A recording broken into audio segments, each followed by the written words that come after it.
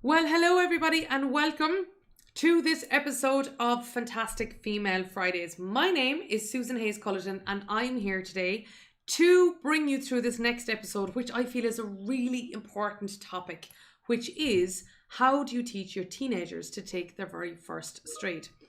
I mean to say.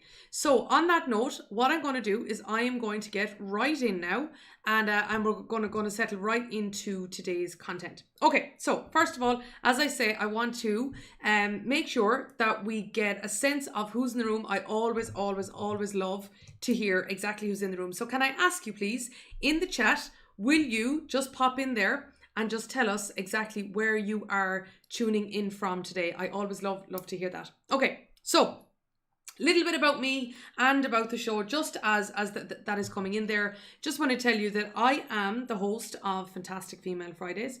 And of course, the other thing is that I yesterday got to be there on Trending Thursdays also.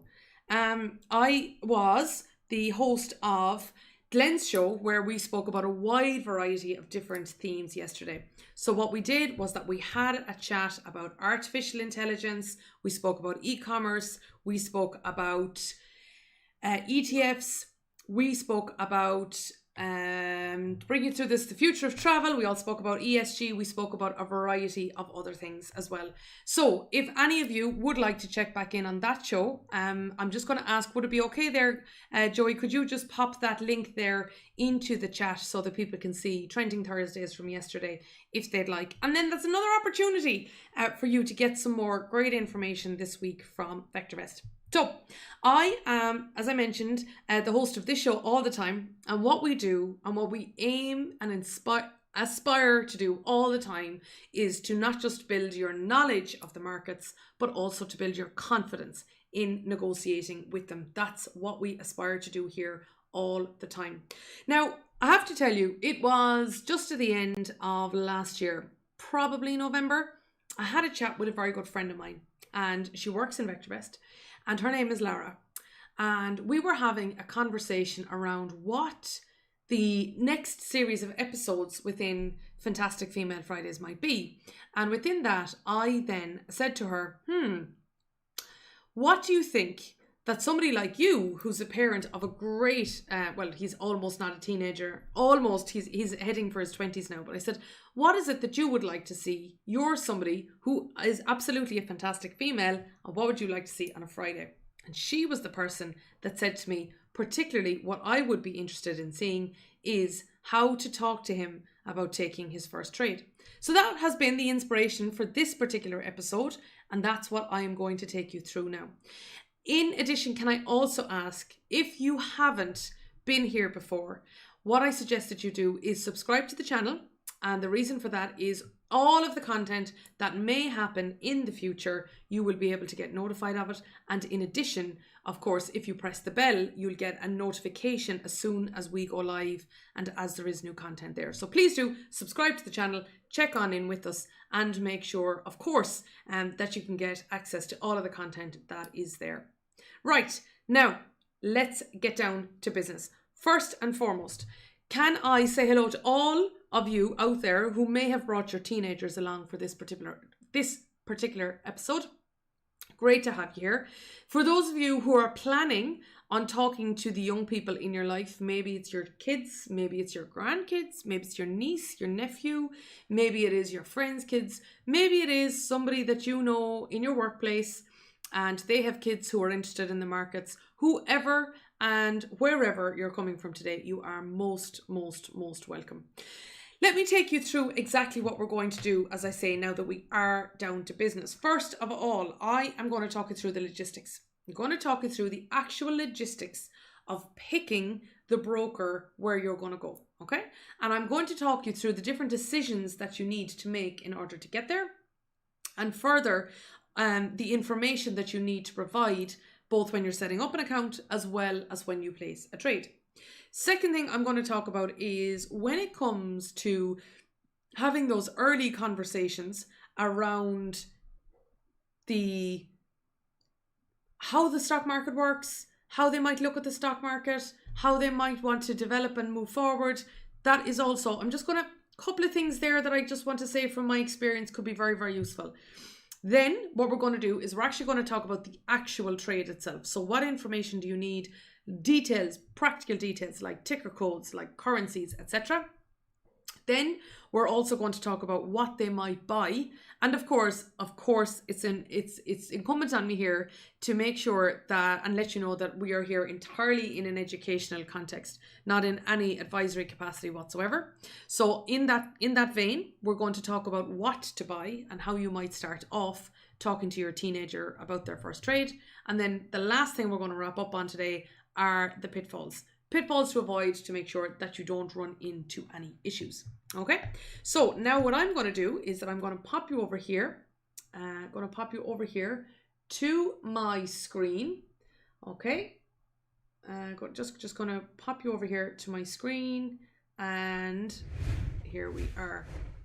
Okay, so this here is the home page of VectorVest, and in here what we do is this is the place where we look at market timing on a daily basis. So before we get in and we get settled into the specifics of the 5 key areas that we're going to talk about this week, it is important to mention that, particularly in the context of the conversation we're having about young people and trading, young people and investing, young people and taking on their first trade, etc., then I would say that it's really important to address what has happened this week. I spoke about it. I spoke about it at length during Trending Thursdays yesterday, but I also want to address the fact that there's a lot of people taking an awful lot of actions with money right now for a different purpose apart from investing in stocks for the long term. Right now what's going on is we know that the underpinning story of all of this is that there is a range of people who have collectively got together.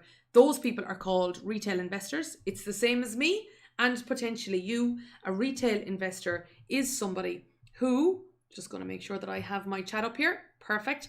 It's a range of people, a retail investor is somebody who buys and sells for themselves. They're not representing an institution. They're not a pension fund manager. They're not an investment bank. As I say, it's you and me. So on a platform called Reddit and Wall Street Bets, people have come together, and what they've done is that they have gone out to find companies that are in a really, really, really short position. And let me explain what that is. So when I buy a stock, I'm buying it to own it. So I'm going to pay $100 and I'm going to buy a stock. And I'm going to buy Amazon. I'm going to buy Amazon stock. And then I hope that stock will rise. Okay, so I buy Amazon at $100. It goes up to $120. And of course, the numbers with Amazon are very different, but you get my point. So that's called being long a position. Now, on the other hand, let me just go back to another screen so I can give you a fuller explanation of this.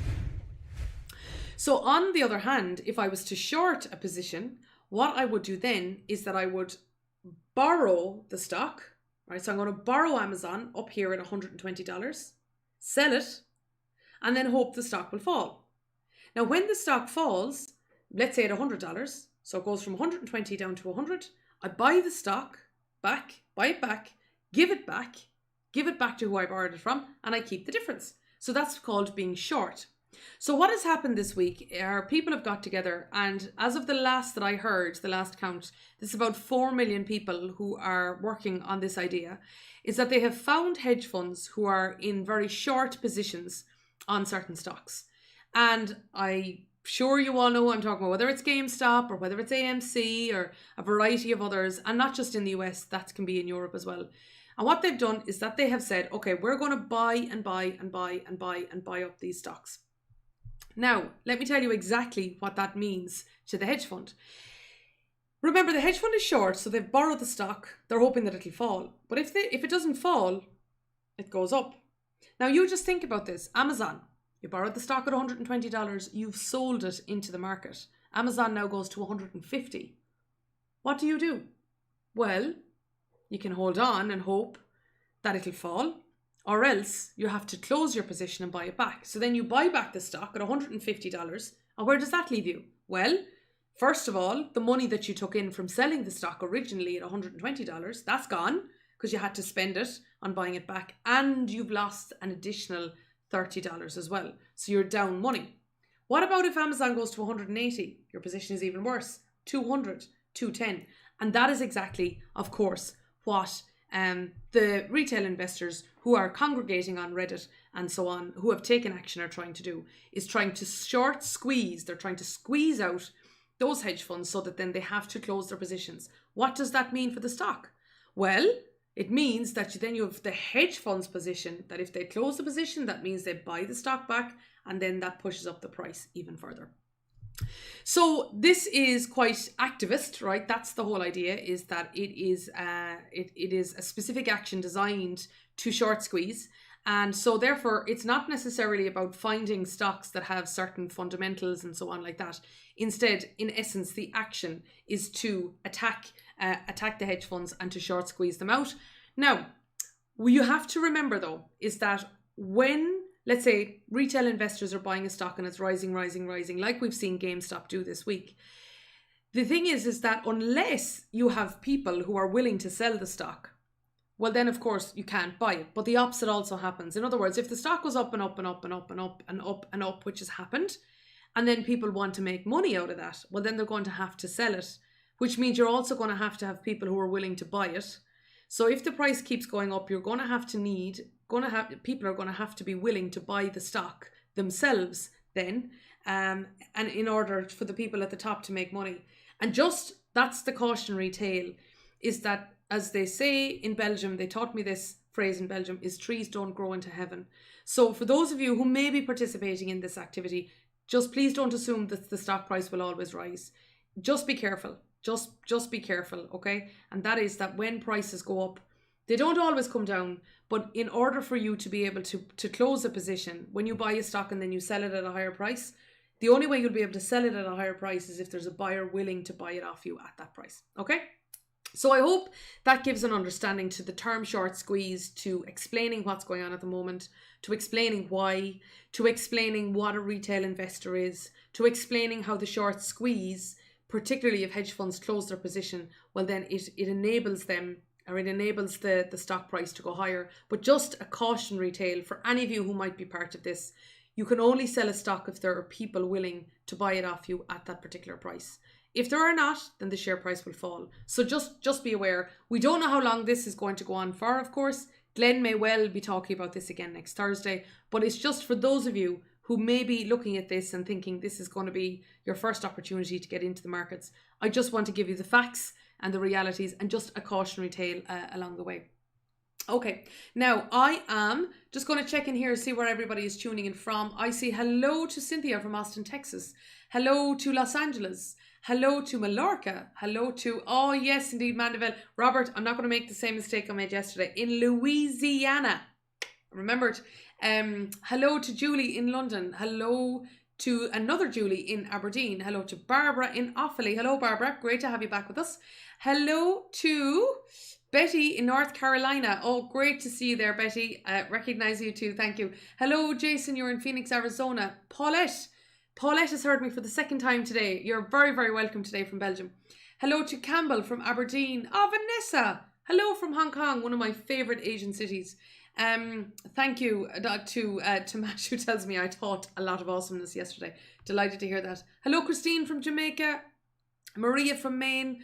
Great to have you back with us, Maria. Hello, Eugene from Calgary. Okay. Now, I see that there's a range of people here who are tuning in from all over and also asking.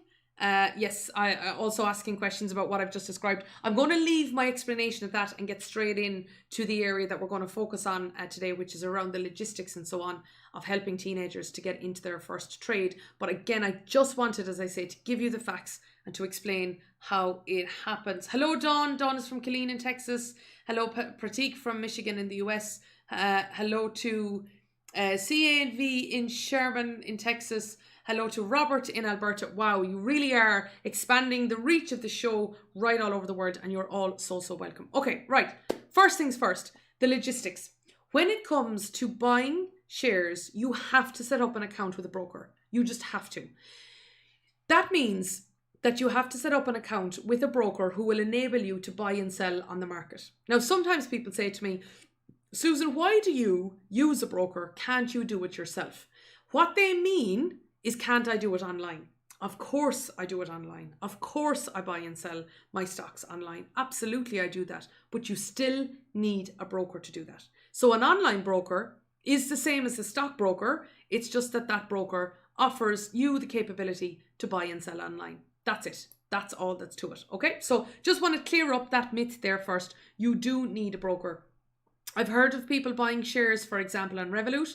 That's still a broker. I've heard of people buying it on E-Trade or TD Ameritrade or Interactive Brokers or any of the others. They're all still brokers. While you might place the trade yourself online, it still is a broker.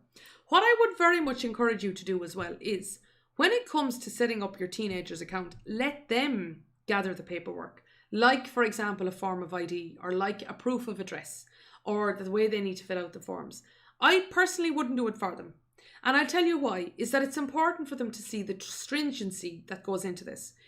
A key focus on this whole area over the last while has been KYC, called Know Your Client. And yes, it can just be a pain that you have to get all these forms and then something is out of date and then you have to do it again. There's a reason for that. It is there to protect the investor, the retail investor. It's there to protect your teenager when they're buying and selling. It's a good idea to let them go and do that work so that they can see this. And the second thing then is that you'll also see if they're really interested. If they're not interested enough to take a copy of their passport or get a bill together, well then, are they really interested in taking care of the money that potentially you might be helping them out with? So give them the responsibility. Let them feel the impact of engaging with this process and understanding that this has to be done. And while it may be a pain, it is ultimately for the regulation and safety of their position. Okay. Now, next thing is, when it comes to choosing a broker, I'm going to give you a couple of things to bear in mind. First of all, and I'm particularly going to mention this in the context of our European investors, is ensure that they pick an account that enables them to buy what they want to buy. Now, if you're going to pick something like, one of the big brokers basically trades most equities, probably that's all the teenager is going to do anyway, then this first thing is going to be very simple for them. The reason that I talk about, and I mention in particular, our European investors is, if you, right, doesn't matter whether you're a teenager or not, if you want to buy certain ETFs that don't have a kid, right, and that's nothing to do with teenagers. A kid is a key investor document. If you want to do that, you will not be able to do that unless you have an address in the US. In other words, many Europeans in Europe and other parts of the world, but specifically in Europe, if they are based in Europe and they have got an account, let's say that it's in the States or it's in the EU, but there are certain ETFs that don't have kids, a key investor document, it does not meet the regulatory requirements of EU, basically suitability for EU retail investors, then you won't be able to access them. Just be aware of that. I'm always conscious. I'm always conscious when I'm talking to people about ETFs is that there's lots of them now that aren't available to European investors because they don't meet the requirements of the latest regulation that only came in a little while ago, that only came in a couple of years ago. So it's still pretty new, okay? Now, second thing is, at the moment, options have become really popular in the news. Now, I'm somebody that has been buying and selling options for about 11 years. So I started buying and selling options at a very young age. And obviously, you can tell I'm very young age, can't you? Anyway, but the reason that I started looking at options in the first place is I actually studied them in my degree in college, which you don't have to do at all, by the way, to be proficient at them. But I studied them, and then I did a particular research study on them in my university thesis. So I was well familiar with the concept, the risk, the reward, the break even, volatility, the three things that underpin options pricing, all of the things that you really need to know as an options investor. I was very, very familiar by the time that I actually started to buy and sell them. Now this week, they have become super popular, and I spoke about this last night on Trending Thursdays, and where they are being used as a vehicle to participate in what I described to you earlier on today. Just be careful with them. Be careful. So that's what I would say, is talk to your teenager about what they want to do. If they say, I want to be, buying call options on GameStop because that's what everyone's talking about on Snapchat, that's your chance to say, okay, let's have a good discussion here about the type of account that you want and the instruments that you want to transact in. So first thing that you need to do is make sure that the account that you set up can get the instruments that you want. If you want to keep it simple at the beginning, which is what I would recommend, still disclaiming here solely from an education point of view, is simple account where you can just buy and sell equities. Simples, just buy and sell equities without getting into any fancy stuff. Derivatives they're a product that have embedded leverage in them. I have been, as I say, participating in them for a long time, started investing in them from quite some time ago, but I knew what I was doing and I was aware of it. Yes, I got burnt along the way. Yes, I made money along the way. Just, it would not be a good idea for your own teenager's first experience to be getting sucked into this just because it's something people are talking about. Okay, now, second thing that you need to consider is obviously cost, right? Is when you buy a stock and you buy a stock from another broker, you're still going to end up with the same stock. So keep your costs as low as possible, But I'm also going to point out the other costs that you need to watch out for, okay? Keep the costs as low as possible. There are some brokerages out there that might charge $10 a trade. There are ones that are out there for $5 a trade. There's some out there that are $1 a trade. And of course, we all know that there are also brokers out there that have commission-free trading. Now, there is no such thing as a free lunch. So it's important to look at what that particular company or any company that you're looking at, how else they are making money out of your positions. So for a start, I would suggest that you check out what's called an inactivity fee. Does that broker have an inactivity fee? I had an account before with a company that did. So the costs were on the floor, like $1 a transaction, and option transactions were very, very little, like really, really, really small. But there was an inactivity fee of $10 a month. Now, you might say, okay, yeah, but that means if you do nothing for a year, you lose $120. What about it? Okay, yeah, that's fair enough. But there are many people who may be starting off, particularly a young person who may be starting off where they've got $1,000, they've got $1,500, and they are putting that money in, and therefore $120 at that stage could actually get to a sizable stage. But it's actually, that's not even the reason that I'm talking about this. It's interesting how the tail can wag the dog, because you might think, okay, I just make sure that I do a trade every month to get the value for my money. So then you end up going, okay, right, suddenly 29th of January, okay, lots going on with the markets, blah, blah, blah, blah, right, I'm looking over here, I can see that all the markets are down, right, I'll just find a stock there and I'll buy a stock that I think is going to go up, and the thing is that listen to myself talk there. Okay, markets are going down, okay, I'm not sure exactly what I'm going to pick here, I'm just going to buy something. I'm just going to buy something. The psychology of that inactivity fee means that you actually might end up taking action, not because you want to, not because the market is inviting you to, not because you have a good investment idea, but because you don't want to waste the $10. And you'd be surprised how often that tail can wag that dog. So be cognizant that if you are going to set up an account, costs are on the floor, but there is an inactivity fee. Is that inactivity fee can mount up over time, which it did in my case, by the way. I had a couple of accounts and I set up this one because I said, okay, it's going to be really, really low cost.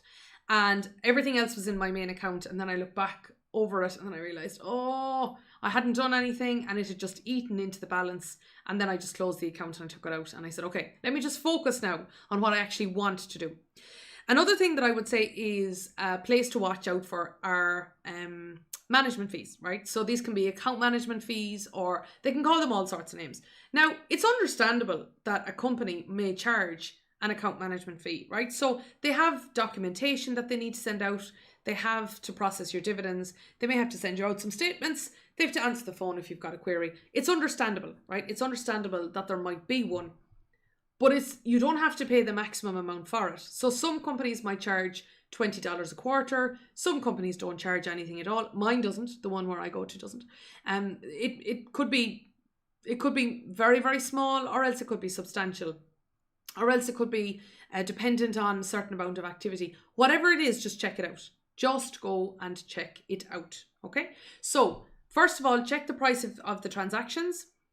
Could be $10 a trade, could be, $15 a trade, could be $5 a trade, could be $1 a trade, could be commission free.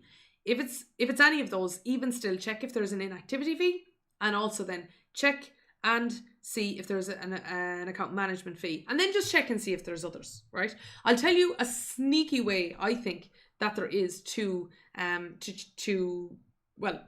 charge people money is on the currency transactions. I invest in Ireland. I have invested in Germany. I've invested in the Netherlands, all of which trade in euro. I've invested in the UK, in sterling. I've invested in the US many, many, many times. That involves dollars. And of course, when I'm closing one position and I might want to buy into another, well, then I may have to move the money across the currencies. So the question that you need to ask the broker is, what is the rate of transaction? Is it at spot? Is it where there is no fees, where they don't add any margin, or where they don't add an extra percentage above or below? Ask that question. Ask that question before you move on. Make sure and ask that question so that then you can get an understanding of exactly how your money may move throughout your account. Okay, so just want to check here now that I have everything. Yes, so number one, what do you need, right? So what instruments do you need? Probably it's only going to be equities. Just make sure you can get that, and make sure that you can get the equities that you want on the exchanges that you want. If it's going to be you live in the States, you only want a couple of US stocks, it's probably going to be very straightforward. Bear in mind what I said to those of you who are in Europe. Just bear in mind what I said about the US ETFs. You won't be able to get them anyway, so don't let that influence your decision.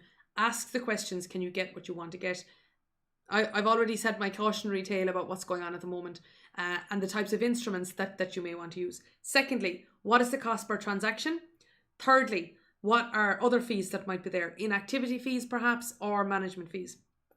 Fourthly, is check out the currency exchange rates as well. Just see how they may be making money in other ways. And by the way, if there's no fees, if there's actually no fees, ask the company, how are they making money? So are they, for example, and you need to be careful of this one, are they taking your stocks and lending them out to short sellers?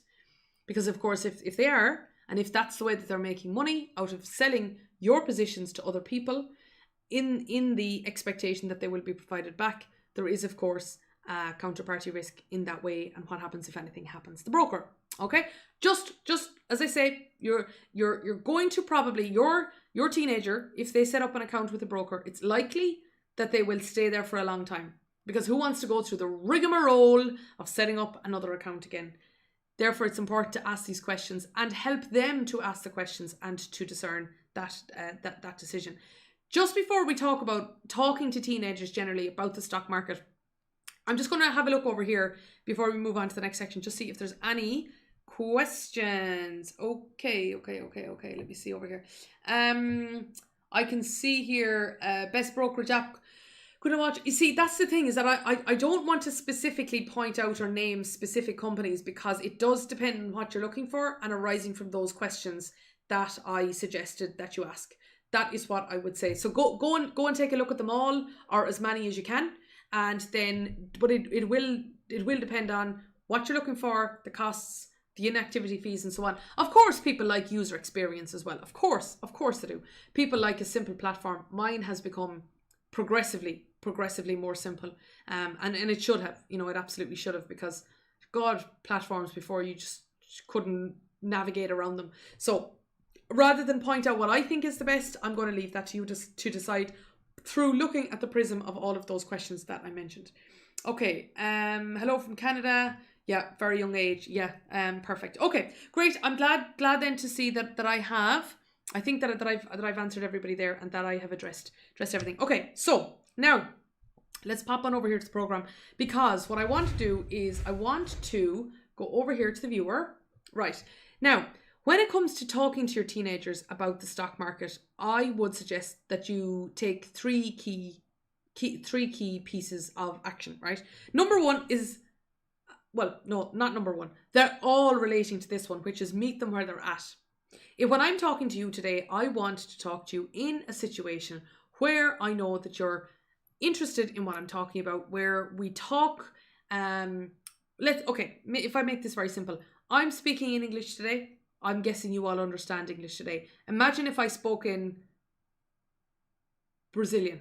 Some of you might still understand that, but I can't speak Brazilian. But let's say that I could. I would be then it would be very hard for us to communicate. Similar point of view when you're talking to teenagers about the stock market. By the way, Glenn and I, we had a show. Can I just give a shout out there, please, to Joey? Would you mind popping in the episode relating to how to talk to your kids about money? Might just pop that in the chat there, if that'd be okay. Thank you. Glenn and I had, we spoke one day. We had one of the episodes of Fantastic Female Fridays where we discussed this very idea. And, you know, Glenn shared that he said, sometimes I'm talking to my kids about money and it's like I'm saying blah, blah, blah, blah, blah. And I personally have a lot of experience of talking to young people about it. It's something that I'm very passionate about doing. And I wrote the economics textbook for a high school economics textbook in Ireland with 2 teachers on 2 occasions. So I've been talking to teenagers about money and the whole idea of managing capital and everything for a very, very long time. It's so important to meet them where they're at. And I'm going to give you 3 ways to do that. Okay, so number 1 is ask them about companies that they see, that they constantly see, or that they might interact with over time, right? So I'm going to give you a couple of suggestions here, right? So for example, Netflix, right? Netflix. It's a company here. You know what? I'm actually going to create a watch list on this so that it's easier for you to see. Going to create a watch list, and I'm going to call this Teens Watch List.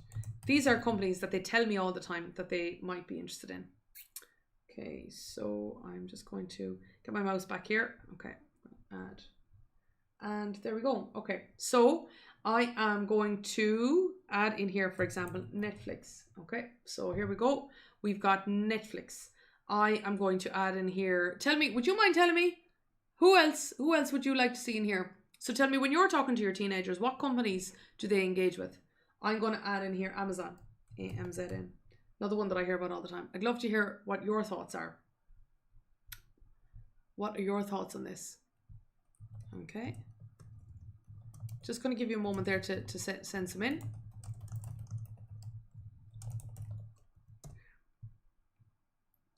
Okay. And actually, while you have been doing that, Snapchat, Facebook, Kent, yeah. I'm just going to pop in there. There is the episode where Glenn and I spoke about how to talk to your kids about money, just in case anybody would like to see that. Okay, let me see. Snapchat, Apple, yeah. Okay, Snapchat, Apple, AAPL. Okay, AAPL. Anyone else? Disney? Yes, absolutely. Disney, they all know about that, yeah. And you know what? It's interesting actually, as time is going on, obviously now that this pandemic is the way it is, it's Disney is becoming more so about like the streaming services, as distinct to just the theme parks or the childhood movies that they might have had. Who else have we got over here? Facebook, Ken says. Okay, Facebook. Okay, great stuff. Right, here we are. See how simple that was. And what I would suggest that you do is talk to them about the companies that they interact with a lot. And then it's a good idea to simply have a chat about, okay, look, the way the prices are changing here. Like right now, Apple is falling 4.46%, 4.47%. When I look up here, Netflix has fallen 0.89% today.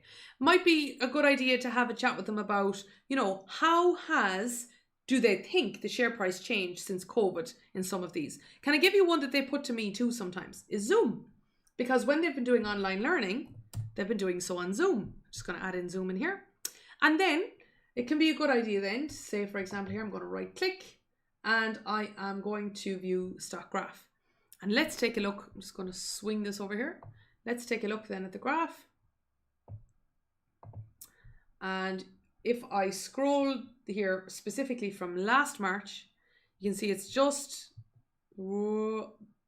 there, right? As of last March, the price was the price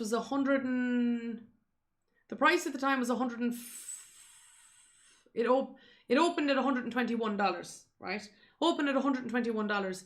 Currently, it's $362. It went up to a high of $568. $568 a share. Now, you and I you and I might be familiar with this metric down here, which is called relative timing. And relative timing is the VectorVest proprietary indicator that looks at the magnitude of how a stock is moving in a certain direction. So we can see here that the share price of Zoom is falling, and have a conversation with them and say, why is it that the stock price might be falling now? And if you really want to get advanced, you know what's a good idea? Have a chat about good old PE. Look at the PE ratio and just point out the expectations. Now I'm going to scooch over, and I'm going to scooch over because you can't quite see what I'm talking about there now, right? I'm just going to scooch over there. See how easy it is to move me around? Now look over here. Look at the PE ratio here, and look the way the PE ratio was falling, and rising again. To those of you who may not be familiar with the PE ratio, that is the share price divided by the earnings per share. However, while all that's very interesting, let me tell you what it really means. The PE ratio is the amount of money that people are willing to pay per dollar of earnings. So when I see a PE ratio back here, 562 times, that means that for every $1 of earnings, for every one single dollar of earnings, people were willing, in Zoom's case, to pay $562 for that earnings.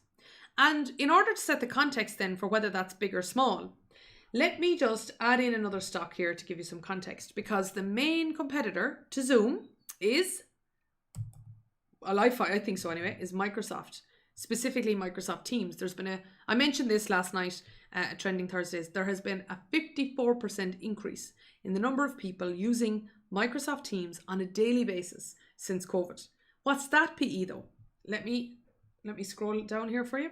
Right back here, and the PE ratio was, at this particular stage, 37. Can you see that? Yeah, 37. That was what the PE ratio was in comparison to 563 around a similar time in Zoom. So that's what I'm talking about. Meet them where they're at. Say, what technology are you using in school or in college? Where are you seeing people talk about things right now? Okay, is it Disney? Are they streaming from Disney? Streaming from Spotify? Streaming from Netflix? Okay, that's interesting. How has the price changed over COVID? And then you might also ask, let's compare how much people are willing to pay for a dollar of earnings, and then you can talk about some valuation metrics. But, meet them where they're at. Second thing I would say is maybe you don't want to do that at all. And if you don't, that's cool. Maybe what you want to do is focus in on the tech side of things instead. Oh, I see Zoom is given a sell recommendation. Just wanted to that is quite actually a recent development. It was a sell recommendation before that as well. So if you just want to look at the cool tech stuff, you could ask them to set up a watch list, do it together, or show them how to do it, or ask them how to do it. Ask them to do it and show them how. Or another thing that you can do is you can set up a portfolio. And this is where we can really lever in the tech side of things. I find that it's not really a good idea to assume that all teenagers like tech. I think that a lot of them do, like any of us though. Some do and some don't. But some of them are really good at coding, or they're very good at visualization, or they're very good at researching on their own, etc. If that's your teenager, what I suggest you do is then create a portfolio with them. Create a portfolio with them as distinct from a watch list. A watch list is super simple, like you saw me do there. A portfolio has more detail. So what you can do is go in here and create a portfolio and document how much money you might like to put into something, how much, well, you know what, let's do it really quickly here. I'm going to, do you know what I'm going to do? Before I do that, I'm making a decision here, and I should really tell you what I'm thinking. I can either show you how to create a portfolio from scratch, or we can quick folio the previous list. You know what? If you're going to do this with your teenagers from scratch, let's stick here. So let's say portfolio name is going to be Teens Stock Picks. Okay. And let's say we're going to take, okay, that number is a bit maybe high now for many teenagers. Let's take $10,000 even. Commission here is $9.95, and here's where the research at this stage will come in handy. Click OK. Now, in here then, we're going to add a trade, And you see here is that it's more detailed from a technical point of view. So I'm going to buy long. Who was the last one that you said? Nike, right? Thanks, Chris. Nike. Buy Nike. Certainly another popular one. Going to get the price here. Price right now is $132.97, and the target investment here is $1,000. $1,000, and the commission is okay. That's all good. And let me check here now. I'm going to press apply and click OK. Okay. Am I sure I want to place the trade? Yes, I am. And now you can see it's going to load, and you'll see here that the graph is going to develop as time goes on. That is what I suggest you do with your more tech-focused teenagers, is let them in and let them try out these different tools within VectorVest. You know that there's an abundance of functionality in here, but it's a good idea to simply focus on how to do this when you are talking to teenagers who kind of like the tech sort of stuff. If you don't have VectorVest, let me show you an alternative, okay? I'm going to show you something else now.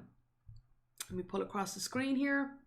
And this is one that I use a lot with teenagers who maybe are getting started. In here in Google Sheets, all free, completely free. Click here, Google Sheets. Click here on create a new spreadsheet. And what I'm going to do in here now is let's call this portfolio. Okay. And I'm just going to show you something that I think is super cool. That is, let's say here we've got the stock name. Chris, you mentioned Starbucks. Okay, so stock name here is Starbucks. I'm a big fan of them myself. Well, the coffee anyway. The ticker code, right? Ticker code. Now, of course, VectorVest makes this easy, but even it's not that hard to find anyway. I'm going to go into Google Finance. In here into Google Finance, and I'm going to look for what is the ticker code for Starbucks. Starbucks. Now, of course, there we go. S-Bucks. That's what I always call it. S-Bucks. So it is Starbucks here. I can see that the ticker code is SBUX. While I'm here, I'm also going to just check one other thing. What currency does this trade in? Oh, it's here in dollars. Great. So now I'm going to go back here. I'm going to put in here S-Bucks, SBUX. And then, now, you know what I'm going to do is I'm going to increase the size of this in case we want to see it on a larger screen. There we go. All right, so we've got the stock name, we've got the stock ticker code, and here, look at this, live price. So in here in the live price, I'm going to say equals GOO, we've got Google Finance there. Inverted commas, I'm going to put in the ticker code. You see the explanation here, it's very easy to follow. SBUX, inverted commas, and then a comma, inverted commas, price, inverted commas, right hand bracket. And look what happens. Beautiful. Then we get the live price that comes up automatically. And now I'm going to format that to be traded in dollars. And then this is where then they can learn all of the cool stuff that you can do with Google Finance. That's another way that you can also get that you can just, encourage them to be more tech focused, and they love this. I have to say, your tech focused teenagers, they love this. You can send them on a treasure hunt around the internet then to gather some information about the stock of their interest. Okay, now I'm going to close that down. Now the third thing that I would say is ask them. I'm going to go back over here. I'm going to go back over here to the home page here for a moment, and I'm going to scooch back over. Here. Okay. Another thing that I would say is ask them, what trends do they see? What trends do they see around them, and how could that translate into the stock market? So they might say, well, there's an increase in the number of people that are streaming Netflix, for example. Or I often ask the question, who brought Snapchat up there? I often ask the question, Kent, you brought up Snapchat. Which social medias do they think will be most popular in a couple of years' time? Do they think Snapchat is going to be as popular as it is today? A lot of them talk about Instagram. And then I say, okay, how could I buy Instagram shares? And they say, well, does Instagram not trade in the stock market? Then I say, okay, well, take a Google and have a look around. And then they realize Facebook owns it. Similarly with WhatsApp. And then you can have a chat with them just around watching the trends that they see. Maybe it's the clothes that people are wearing. Maybe it is the brands that influencers are now engaging with. Maybe it is the technology that they're using in school, like I mentioned, or a variety of other things. That is how I suggest that you meet people. You meet the students where they're at. So 3 things I suggest. Number 1 is ask them about the companies that they see and use and interact to create a watch list. Second thing is for the more techie ones, go into Portfolio on VectorVest or go on to Google Sheets. And that's a good way to engage them there. And number 3 is talk to them about the trends that they see and how do they see those changing in the future. Okay, now, when it comes to actually placing a trade,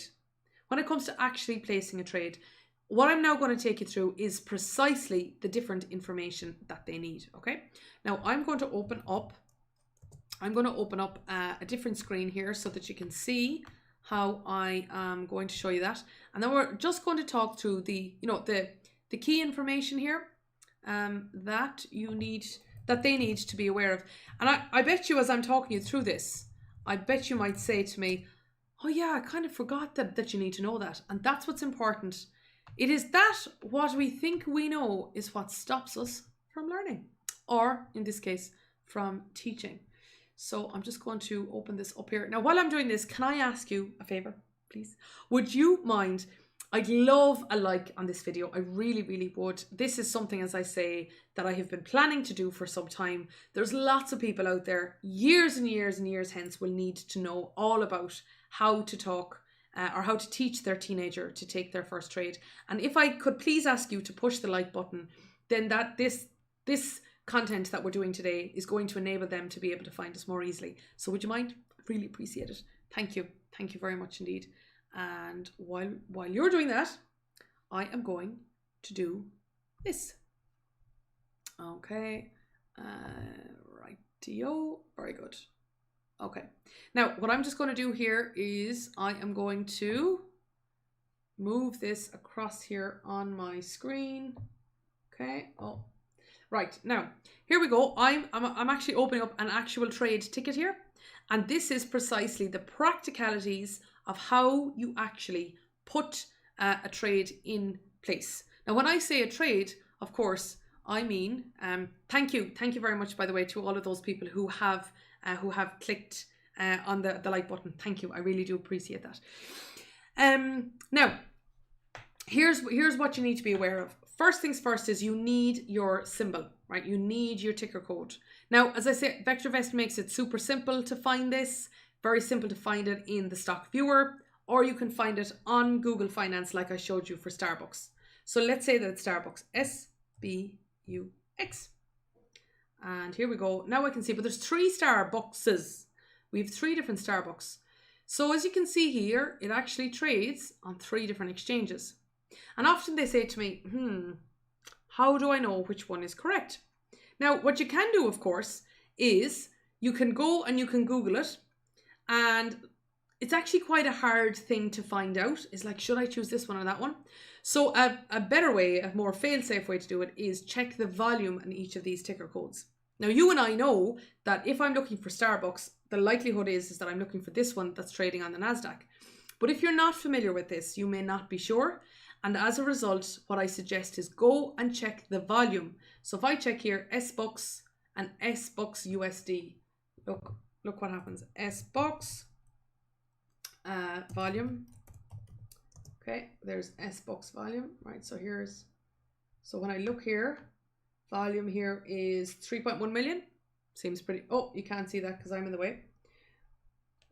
You can't see that because I'm in the way. Let me move over. Slide to the right. Okay. There you go. So you can see here the volume is 3.1 million so far. And if instead I look for SBUX USD volume, I see that it defaults me back to SBUX again. Okay, I'm pretty happy now that probably what I'm looking for is here. And let me just search again one more time. SBUX USD. Still, it's bringing me back here to that's looking at something else. So look at this over here. Yeah, this doesn't look right to me. Now, as I say, as you get used to this over time, I know and you know that it's SBUX, but you just need to figure that out for a while. Don't take any chances by saying, oh yeah, it's probably, just go and look at that. Okay, so I'm just going to move myself over there again a little bit. Okay, so I'm going to click here on SBooks. Now in here then, next thing I'm going to do is I'm going to put in my buy order. So I can choose either the number of shares or the dollar amount. I would suggest when they're starting off, pick USD, and therefore it will work out the calculations for you automatically. So I'm going to say in here, I'm going to put in $1,000 into Starbucks. Okay, now the quantity will round down to the nearest whole share. Okay, that's fine. If I want to enable fractional shares, I can do that. I don't. What I want to do is that I want to be able to buy full shares. Now down here, as I say, a lot of you are going to be saying, yeah, I know all this. The thing is, when you're teaching somebody else, you have to assume that they don't. I'm just going to answer Maria's question. Will there be a replay of this presentation? Absolutely. It's here, and it's here right now. It's recording as we talk here, Maria. So that'll be this link will be available to you always. Now, the order type down here then, okay? If you want to prioritize time, you choose limit. If you want to prioritize time. So if I say, right, Starbucks right now is $96. Apologies. If you want to prioritize price, I said that incorrectly. Here we go, $96.59. $96.54 is what Starbucks is trading at right now. The price, of course, is changing before our eyes because this is live. And let's say I say, I think perhaps Starbucks might fall further, so I would like to buy this if the price falls to $96.20. I type in my limit price. And then the time and force that I'm going to choose for this is until I cancel. Alternatively, if I want to prioritize time, which means I want to buy it now. I want to buy it now. It doesn't matter what the price is. I want to buy it now. Then I change the limit to market. Change it to market. And the time and force then, well, matters less. So what do you need to know in order to buy or sell a share? Number one is you need to know whether you're buying or selling, right? So I'm just going to go back here, close this. Quick whistle stop tour here now again, okay?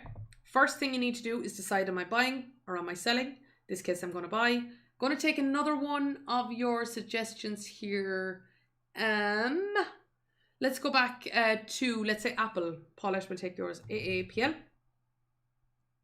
In this case, AAPL is the correct ticker code. I don't need to go through what I mentioned there before, but it's always important to watch exactly the list of choices. I don't want to confuse that word. The list of choices available to you. Then here I can see, right, we're at $131 and $131. I'm going to buy. I'm going to spend, for example, $2,500 on this.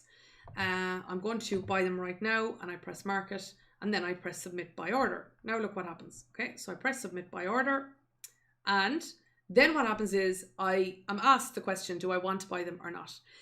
And you know, lots and lots of teenagers ask me, does it take long to buy them? And I say, as quick as you can click your finger. It takes very, very, very, very little time to buy a share.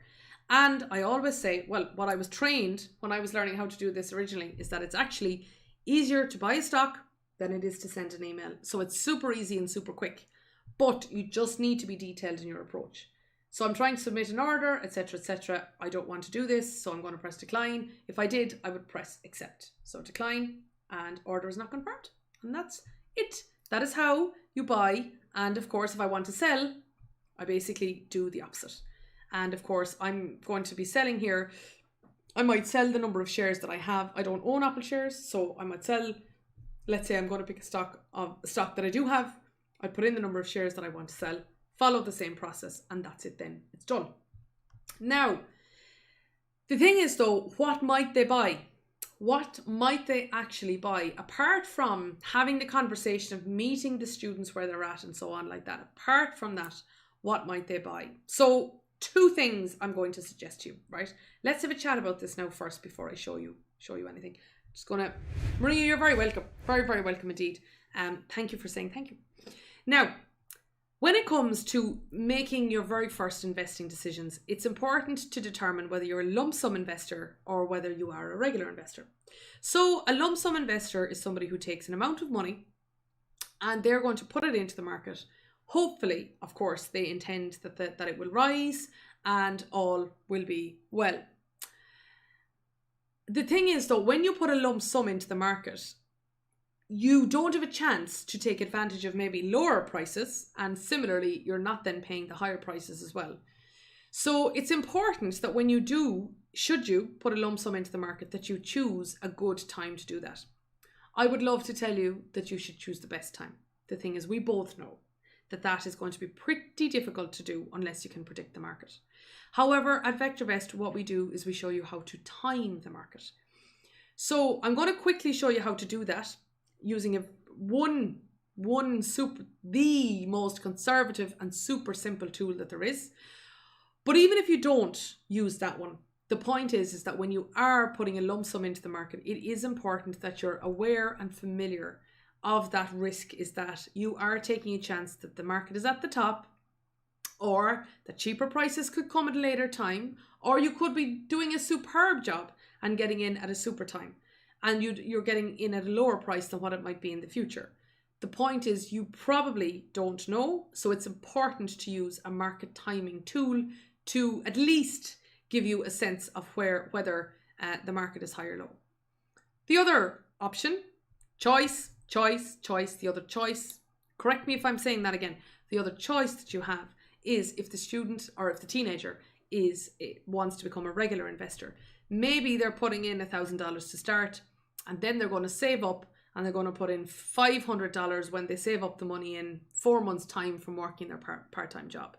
And maybe after that, in another couple of months after that, they'll have another $500 and they're going to put that in. And maybe in another couple of months' time, it's Christmas and their birthday and they have another $1,000 to put in. Now, they can take a different approach. They can take a regular investing dollar-based averaging approach, because if you buy a stock at $100 and then you buy another stock, you buy a stock again, and maybe at another stage the market's after falling and you're buying in a lower price. Then the next time round they have money and then they're buying in at a higher price. And then the next time they buy in, it's back to an average price and then it's a lower price again. It will basically smoothen out over time. And I could certainly show you some mathematical examples of dollar-based averaging or euro-based averaging or sterling-based averaging. But it's certainly an idea to consider from their point of view about which they're going to be. If they're going to be a regular investor, they then can afford to take less attention to market timing, because they're going to average out over time. They're going to get high prices, they're going to get low prices. So the same goes for you and me, by the way. I would be far more a regular investor than I would be a lump sum investor, for sure.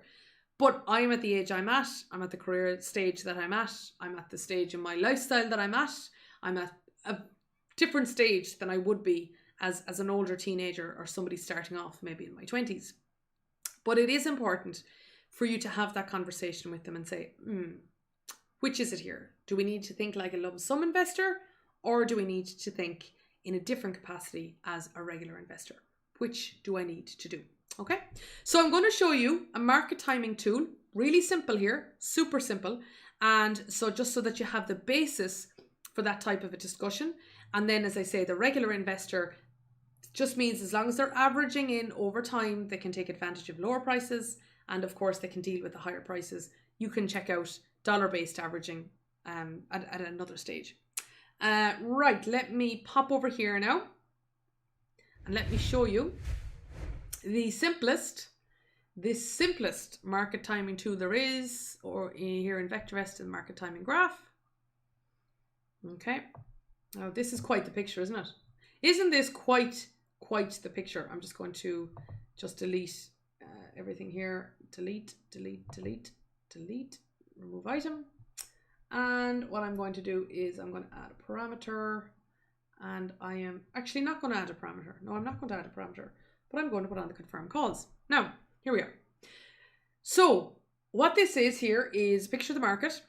And you know what, actually, somebody asked me, just look at the comments here.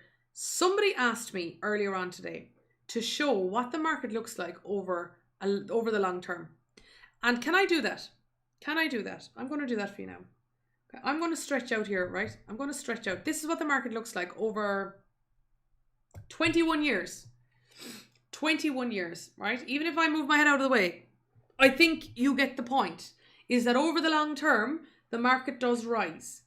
However, in the short term, the market can do anything. This period here is that very, very painful 2008, 2009.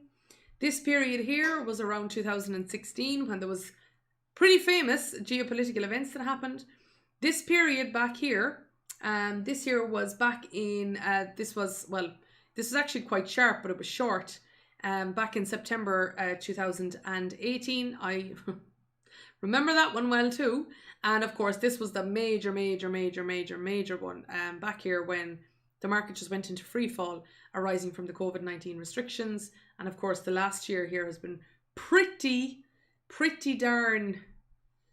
It's been pretty much there you go. This is what it looks like. Is that it's been a rising tide. Had a couple of wobbles there, all right. And now what's been going on over the past week is something else there entirely. Okay, now the super simple market timing indicator that I have just put on is down here. I'm going to move over here now again. It's down here. Okay. This here, the confirmed calls. This is what it is. It's the confirmed calls. This is what I switched on. And you can see here, I'm switching them on and off. They're so small that you may not even take much notice of them. But, so the market call, the confirmed calls here. So this is a down call. And this is where VectorVest said, okay, this is the most dangerous, this is the most conservative market timing tool we have. This is saying to get out. And as you can see, it called the market there on the 28th of February when it was much higher than when it turned back around. Then VectorVest said, okay, now it's time to get back in over here. Then you can see over here, this was when it said to a market timing indicator to come out. This one was to go back in. The market was in a bit of a whipsaw at the time, right? So that swapped. And then the most recent one is here. And here's where we've been since, which is now is a good time to get in. So the confirmed calls, without getting into the detail of them, just all they are is they are a market timing indicator about getting in and getting out. They're the most conservative indicator on a market timing basis that VectorVest has. And number 3 is they are very simple.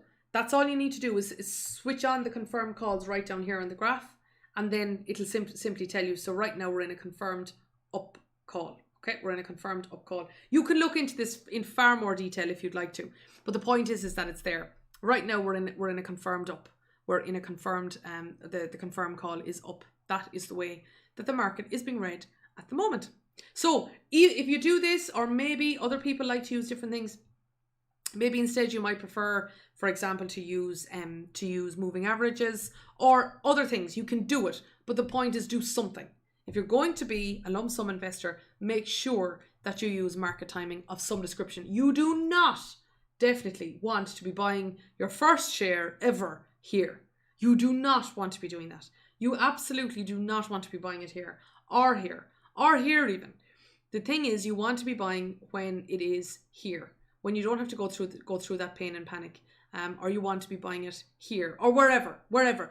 But use market timing. And if, like I say, if you don't use what we're talking about here at VectorVest, just Google it and check it out somewhere, and just make sure that you're just going into the market with your eyes wide open. Okay, the very last thing I wanted to do with you today is my rapid fire round of pitfalls to avoid. These are the things that I absolutely encourage that you make sure to avoid, because they can be problematic. And as I say, if you could, guys, I'd really appreciate if you could give us, if you could give the video a like. I'd really appreciate that. I can see we're up at 49, and I'd love to get over the 50 mark. So if you would, I would really appreciate that, and that would be great. And I can actually see that you've just done it. Thank you. Thank you very much. And to anybody who's watching, who's not live, please do give us a like, so that then this content, which is really important and fact-based and objective, can get to more and more people as they look into this. Now, here's what I'm going to say. Couple of rapid fire pitfalls to avoid, right? Number 1, Tell your teenagers that the market is future focused. I cannot count the amount of times a teenager will say to me, I like this stock because it rose 40% in the past 4 months. The problem with that is it's already happened. So the market is future focused. That's not to say it can happen again in the future, but it's so important that you have a reason to believe that the market may rise in the future. Like that it has, let's say, high earnings, like that it has a substantial dividend yield, like that it has a low PE ratio, like whatever it might be. But there needs to be, for sure, a reason, and just drive home the fact that the market is a future focused place. If I'm buying a share today, I'm buying it looking forward. I'm going to buy a share today based on the fact that I believe that I think that this share has potential. There is no point in looking in the rearview mirror. Just no point. Because if it happened before, who's to say it'll happen again? It's already done. Second thing is the market is a moving and changing place. It's a rocky, volatile road. This week has certainly shown that. It's very easy. You and I might do it, where you see the market fall and you think, oh my God, okay, should I get out? On the other hand, you see the market rise and say, hey, should I put more across and put some in there that probably I should be saving, and let's just put it in anyway? It's a rocky, challenging place that will forever use the principles of behavioral finance within it. If they put $1,000 in and they buy Amazon, okay, or they buy an ETF, they buy the S&P 500 or whatever it might be, and they see the price falling, talk to them about it and just say, this is what the market does. It rises and it falls. Over the long term, just like the graph that I showed you, over the long term, the market does rise over time. Over time, it does do that. And the reason that it does that is because the companies that can make up the market generate profits that make them more valuable. Some of those profits they pay out in the form of dividends to shareholders. Some of those profits they reinvest to make further profits. As those companies grow, the shares become more valuable, the share price goes up, and therefore the price that you buy at is lower, hopefully, than the price you sell at. That is what happens on average over time. Not every company will make that grade. Some companies you will buy, the share price will fall. It may fall because it's not profitable. It may fall because it stops being profitable. It may fall because it's profitable, but there are so many people that bought the shares and drove the PE ratio way up that even though the company was profitable, it couldn't keep up with the expectations of other people. But this is what the market does. It's a moving and it's changing place. And it can be a good thing for them to see that it falls, and where they see my $1,000 is now at 800. Okay, this isn't a get rich quick scheme, because we all know that it's not. And similarly as well, it can be good for them to see, oh, my $1,000 is now 1,200. This is interesting. Right, how can I engage in this, and how can I structure something so that it can make money for me over time? That's the type of attitude that you need to instill, but that can only happen after they see a little bit of rising and falling. So as they see prices rising and fall, then, have a chat to them about it. Ask them, how does that make you feel? Do you feel like you want to stay? Do you feel like you just want to take it and go? Do you feel like you want to sell your bike and then, put the money into a stock? How does this actually make you feel? What are your reactions? And let's talk about that. Now, the third thing of my fourth rapid fire round is let them feel the consequences. Don't bail them out. Don't bail them out. If they buy a bucket of rubbish of a stock and the stock goes from 60 to 0, I wouldn't be so quick to say, okay, here's another $1,000 to have another go. You and I both know the stock market doesn't work like that. Let them feel the consequences. Let them feel the consequences of their actions. If they make an investing decision and they basically back a horse that loses the race, let them feel the basis of that decision. Now, of course, if they could have bought the stock, and we all know of ones that on the outside looked like they had great credentials and ended up falling. Again, that is what happens. Encourage them to develop a portfolio of stocks that are diverse and where they keep their costs low. And that's why maybe an ETF at the beginning is a good idea. But don't bail them out too quickly, because there probably wasn't anybody to bail you out, and there isn't anybody to bail me out. So just show them, let them feel the consequences of that responsibility. And let me see, I'm just looking over here before I give my last one. your video doesn't have the like button. Thank you indeed, Chris, for giving that direction. Yes, please. If you close the chat, you'll get onto the like button, and thank you very much. The last thing I'm going to say on this rapid fire round of last pointers before we go is things change in a company over time. Every company, if it grew at 100% growth a day, if it grew at 10% growth a day, would burn out very quickly. Companies don't do that. Companies grow by 1% here and there. They grow over time.